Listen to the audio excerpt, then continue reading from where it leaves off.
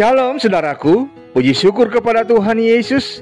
Di hari Selasa 7 Oktober 2021, kita masih dianugerahi kehidupan dan kesehatan, bahkan bagi mereka yang ditambahkan setahun usia kelahiran, bagi Ibu Susia Parmo dan anak Osvaldo Luban Gaul. Dan untuk usia pernikahan, teristimewa bagi keluarga yang berbahagia, Bapak Kriseto Surya Sidarto dan Ibu Ingrid Ferranti Latukonsina. Doa kami kiranya Tuhan Yesus senantiasa merahmati dengan kesehatan dan hikmat-Nya, serta memberkati dan menyempurnakan sukacitanya bersama dengan kehidupan keluarga terkasih. Kini kita akan mendengarkan sabda Tuhan, mendahulunya kita sehati dalam doa. Ya Bapa, diamkanlah segala suara dalam hati dan pikiran batin kami, dan tuntunlah kami dengan Roh Kudus-Mu, sehingga dengan tuntunan hikmat-Mu, setiap kami dimampukan untuk dapat membaca, memahami dan memaknainya dalam kehidupan laku kami. Demi Kristus Yesus kami berdoa. Amin.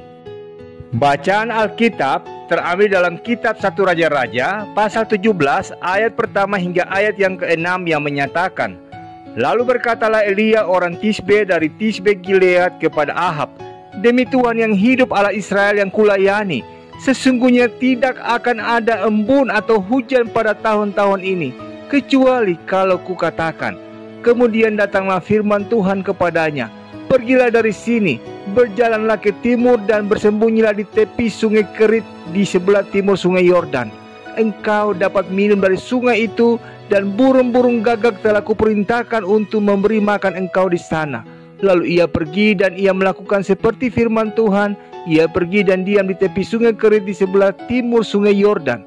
Pada waktu pagi dan petang, burung-burung gagak membawa roti dan daging kepadanya, dan ia minum dari sungai itu. Demikianlah sabda Tuhan. Saudaraku, dikisahkan di ayat yang kedua hingga ayat yang keempat dalam narasi bacaan kita, Allah memberi perintah agar Elia pergi dan bersembunyi di tepi sungai Kerit, karena di sana Allah akan memelihara hidupnya melalui perantaraan burung gagak. Elia pun melakukan seperti firman Tuhan. Ia bersikap taat melakukan perintah Tuhan, meskipun tampaknya aneh bahwa hidupnya akan dipelihara oleh burung gagak. Sebagaimana diketahui, burung gagak adalah termasuk burung yang serakah, apalagi ia suka makan daging. Dan menurut kitab Taurat, burung gagak adalah salah satu burung yang diharamkan dalam Imamat 11 ayat yang ke-15. Jika burung gagak itu najis dan diharamkan, mengapa Tuhan justru memakai burung gagak dan memerintahkannya untuk memberi makan kepada Nabi Elia di sungai Kerit? Mengapa Tuhan memilih burung gagak dan tidak memakai cara lain yang lebih suci atau lebih kudus? Inilah misteri ilahi, kedaulatan Tuhan yang sulit dipahami akal dan nalar manusia. Karena itu, tak perlu diperdebatkan atau dipertanyakan lagi. Karena disitulah cara Tuhan memberkati umatnya dengan cara yang unik di luar kotak pemikiran kita. Bayangkan, sebelum pesan antar via GoFood ada, Elia mungkin tak mengira kalau yang jadi kurir untuk mengirim roti dan daging baginya adalah burung gagak yang diharamkan Tuhan. Melalui kisah Elia ini, saudaraku, kita diingatkan tentang cara kerja Tuhan yang sulit diselami manusia. Karena itu yang pertama, jangan pusingkan bagaimana cara Tuhan menolong kita. Yang kedua, pilihlah untuk percaya dan berserah kepada Tuhan. Sebab kerap kali Ia memakai cara yang ganjil untuk memelihara dan memberkati hidup kita, dengan tujuan supaya kita tahu bahwa pertolongan hanya datang dari Tuhan saja. Tak usah mengkhawatirkan ini dan itu, sebab kita aman terpelihara di tangan Tuhan. Karena itu saudaraku, jangan mengandalkan manusia, apalagi kepada orang-orang yang kita harapkan bisa menolong kita. Kita akan malu sendiri, karena justru Tuhan akan memakai burung gagak dalam tanda petik dan orang-orang yang tidak pernah kita duga sebelumnya untuk menolong kita. Jadi saudaraku, jangan lagi berdoa dengan fokus pada permintaan kita, tetapi fokuslah pada Tuhan, karena Ia bisa memakai cara apa saja. Amin.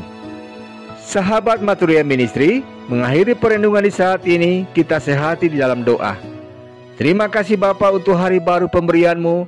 Di kala mentari pagi bersinar, kami dapat bangun dan bernafas, serta bersatu teduh dengan sabda kebenaran-Mu yang mengingatkan setiap kami bahwa Tuhan seringkali bertindak melalui beragam cara yang unik ataupun ganjil untuk memelihara dan memberkati hidup kami. Agar kami pun belajar meyakini bahwa pertolongan yang sejati hanya kepada Tuhan, sehingga hidup kami pun menjadi aman dan terpelihara di tangan Tuhan. Lindungi, jagai, berkati perjalanan dan langkah hidup kami di sepanjang hari ini, serta cukupkanlah apa yang menjadi bagian kehidupan kami. Demi Kristus Yesus kami berdoa. Amin. Selamat pagi saudaraku. Selamat menapaki hari-hari pemberian Tuhan dengan meyakini jika Tuhan adalah Bapa kita, masihkah kita mengkhawatirkan beragam hal dalam kehidupan ini? Tugas kita adalah percaya dan meyakini semua janjinya pasti digenapi. Selamat beraktivitas, Tuhan memberkati.